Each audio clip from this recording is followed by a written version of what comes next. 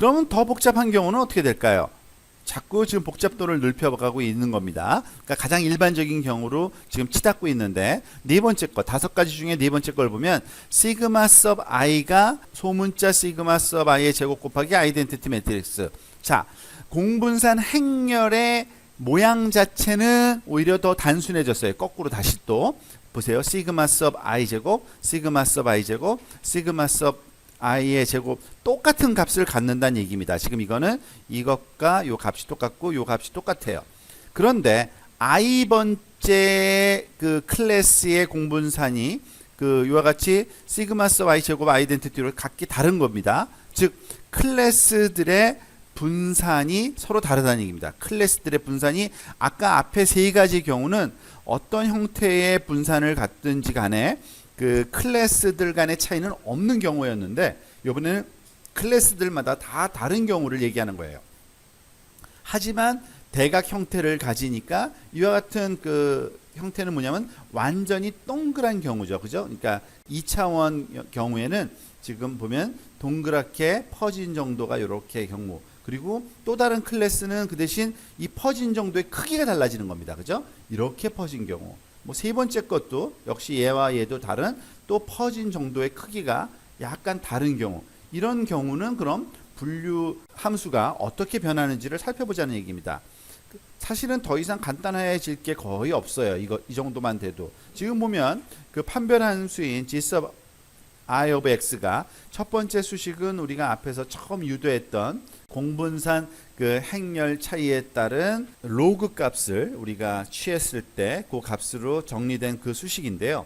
지금 보다시피 그 시그마 섭 i가 이제는 이렇게 소문자 시그마 섭 i 제곱 아이덴티티 매트릭스로 주어질 경우를 그걸 좀 대치했을 경우 어떻게 되는지 그 부분만 좀 살펴보면 되겠죠. 사실 대입하고 나면 사실 더 이상 간략화될 내용들은 거의 없어요. 왜냐하면 i 디펜던트 하기 때문에 클래스마다 곱해지는 값이 여기 i가 이게 클래스마다 다 다른 값이 곱해지기 때문에 이 항도 그렇고 이 항도 그렇고 i마다 다른 값을 갖게 되기 때문에 결국에는 i 디펜던트한 함수가 되는 거죠. i 디펜던트한 그러한 그 항이 되기 때문에 더 이상 우리가 지울 수가 없게 됩니다. 얘는 원래부터 i 디펜던트 클래스마다 다 다른 값을 갖게 된다는 얘기죠. 그런데 값이 오프 다이아고널 텀이 값을 가질 때와는 또 다르긴 달라요. 어쨌든 이 정도의 간략화되어 있긴 하지만 항을 지울 정도로 우리가 더 간략화를 할 수는 없고요. 그러면은 어떠한 그 형태를 띌까? 그 정도만 좀 살펴보면 되겠죠. 이런 일이 일어나요.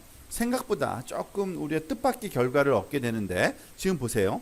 아까 얘기한 대로 시그마 1과 시그마 2와 시그마 3가 다 달라요. 그렇지만은 특별한 형태를 갖는다 그랬죠. 대각행렬 0.5, 0.5, 1, 1, 2, 2. 과연 그건 뭘 나타내요? 즉 0.5, 0.5일 때는 요렇게 조그만 동그라미, 그리고 1, 1일 땐 그거의 한 2배 정도 되는 동그라미 정도의 이게 퍼진 정도를 나타내는 겁니다. 데이터의 퍼진 정도. 얘는 굉장히 넓게 퍼져 있네요. 근데 어쨌든 대칭이에요.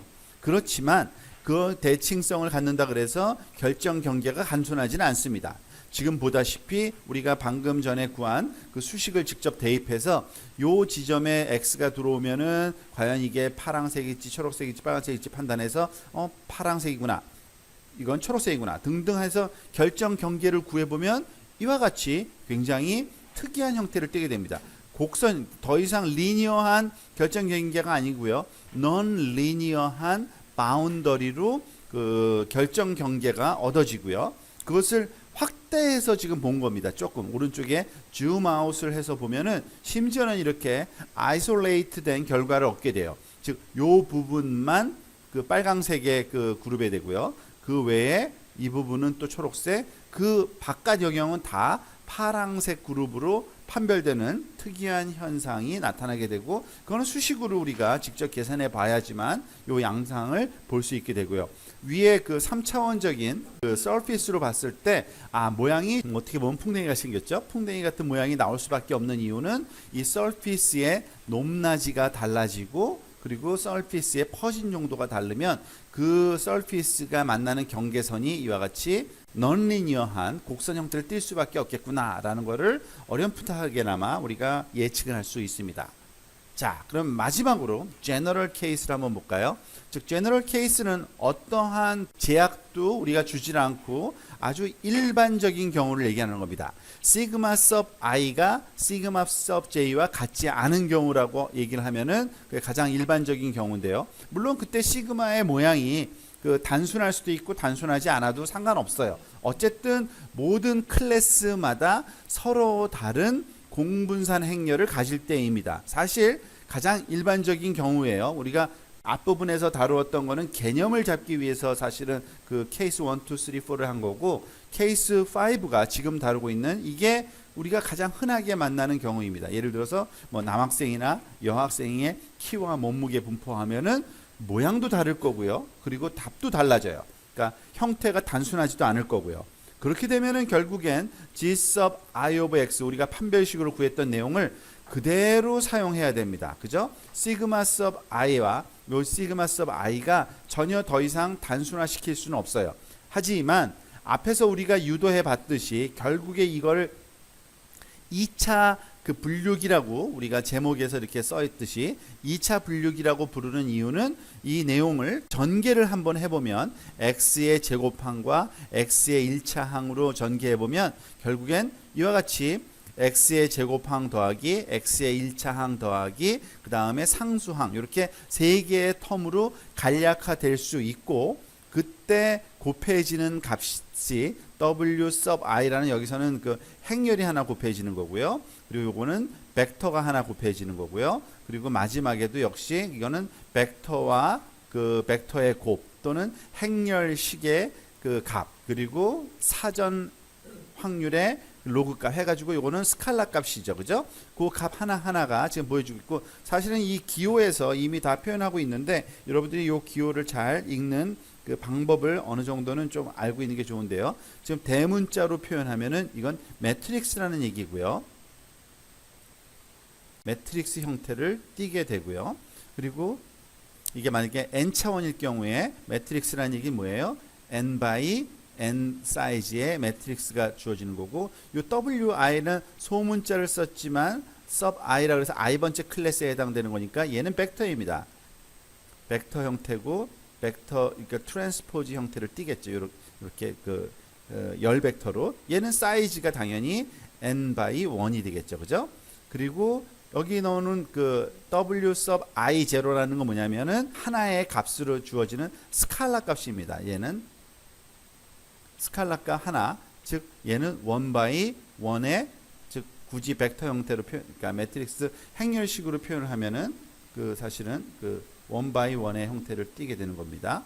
자, 그래서 지금 보면은 요 숫자 하나, 그리고 벡터와 벡터를 도트 프로덕트 하면 또 다른 숫자 하나, 그리고 벡터와 벡터를 도트 프로덕트 하는데 이건 웨이티드, 우리가 그 앞에서 봤던 마할라노비스 디스턴스 계산하는 것처럼 행렬식이 가운데 그러니까 행렬이 들어가더라도 결국엔 벡터와 벡터의 웨이티드 도트 프로덕트이기 때문에 이것도 하나의 스칼라 값, 즉 그 숫자 더하기 숫자가 돼서 그 숫자 값, 그걸로 우리가 판별을 하게 된다는 얘기입니다. 그때 사용되는 요 값들이 행렬식으로 벡터로 이렇게 개입돼서 그 수식으로 나타날 뿐이지, 형태는 x의 제곱의 형태를 띤 더하기 x 더하기 그 뭐 상수항, 그죠? 요거 곱하기 이런 형태를 띠게 될 거라는 거를 지금 다시 한번 강조해 주고 있는 겁니다.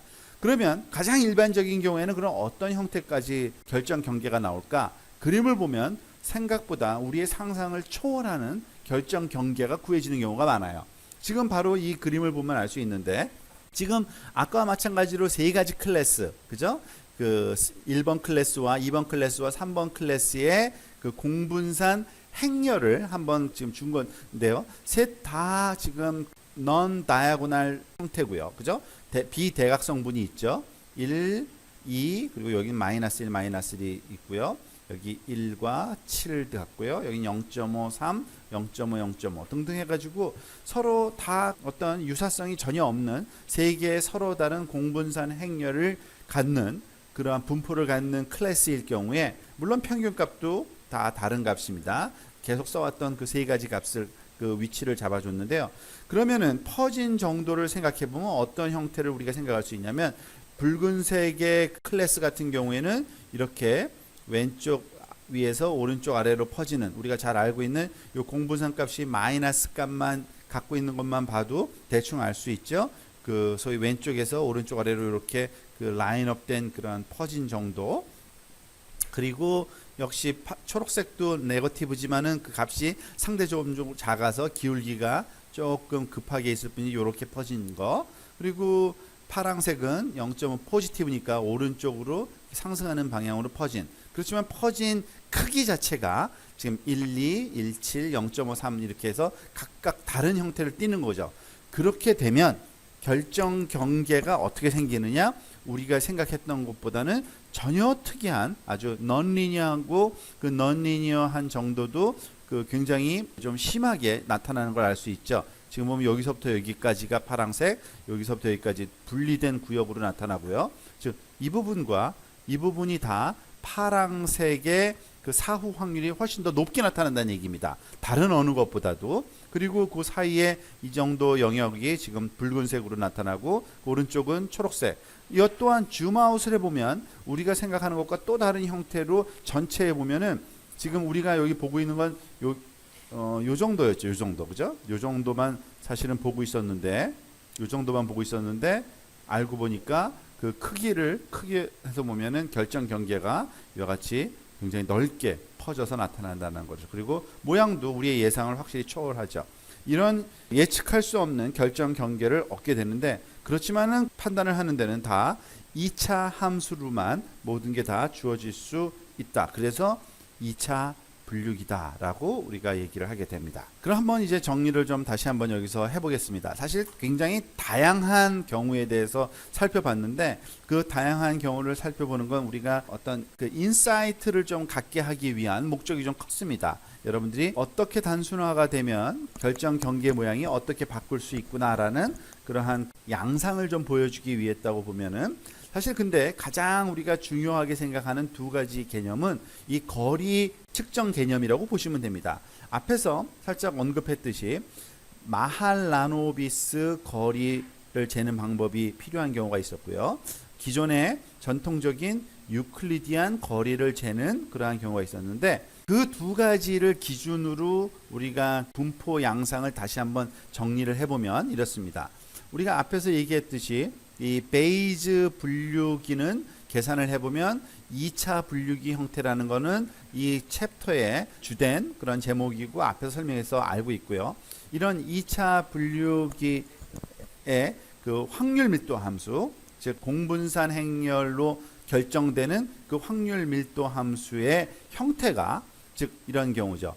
모두 가우시안 분포일 경우, 그리고 동일한 일반적인 공분산 값을 가지며 사전 확률 값을 갖는 경우, 그런 경우는 사실 케이스 3였는데 시그마 섭 i가 시그마로 모두 다 똑같은 경우예요. 그렇지만은 이렇게 아주 일반적인 경우, 그러면은 알고 보면 그 우리가 재는 거리는 그 중심값과 중심 벡터와 주어진 특징 벡터 사이에 마할라노비스 거리를 재서 가장 가까운 최소 거리에 해당되는, 왜냐하면 거리 한 다음에 그 마이너스 값을 취한 것을 판별 함수식으로 쓰니까 판별 함수식이 제일 커야 되거든요. 그렇다는 얘기는 마이너스 값은 가장 작으면 좋기 때문에 거리가 마할라노비스 거리로 쟀을 때 가장 가까운 거리에 있는 그런 클래스로 우리가 할당을 하는 경우가 되고요. 지금 이 부분이 마할라노비스 거리인 겁니다.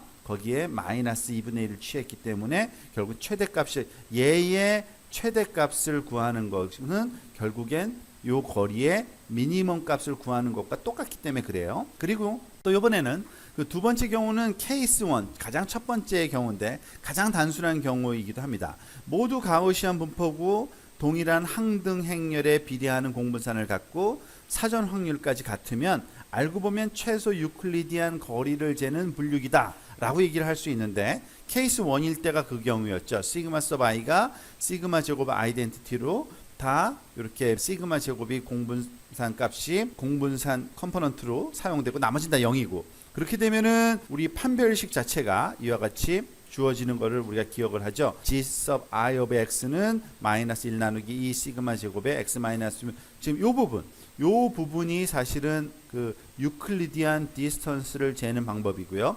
그러니까 유클리디안 디스턴스로 쟀을 때 평균 누구와 누구예요? 주어진 특징 벡터와 가까이의 클래스들이 갖고 있는 평균 벡터 사이의 그 거리, 그 유클리디안 방식으로 잰 거리가 최소일 때, 그죠? 그거의 마이너스 값이니까 이거는 판별식으로 봤을 때는 맥시멈 값이 되는 거고요. 사실은 이 최대 값이 됐을 때가 결국에는 판별 기준에 또는 해당하는 클래스를 결정하는 기준이 된다. 그래서 마할라노비스 거리 분류기 그리고 유클리디안 거리 분류기라고 우리 케이스 1과 케이스 3를 각각 부르고요. 무엇보다도 다시 한번 강조하는 거는 이런 요 수식을 잘 기억하시면 좋습니다. 이렇게 공분산 행렬의 역행렬을 사이에 두고 그 행렬의 거리의 벡터를 차이 벡터를 하나는 트랜스포즈, 하나는 정상적으로 곱한 것. 그거 사이에 요 사이에는 사실은 이렇게 생각하면 똑같은 거죠. 아이덴티티 매트릭스가 여기 사이에 있다라고 생각하면 되는 거거든요.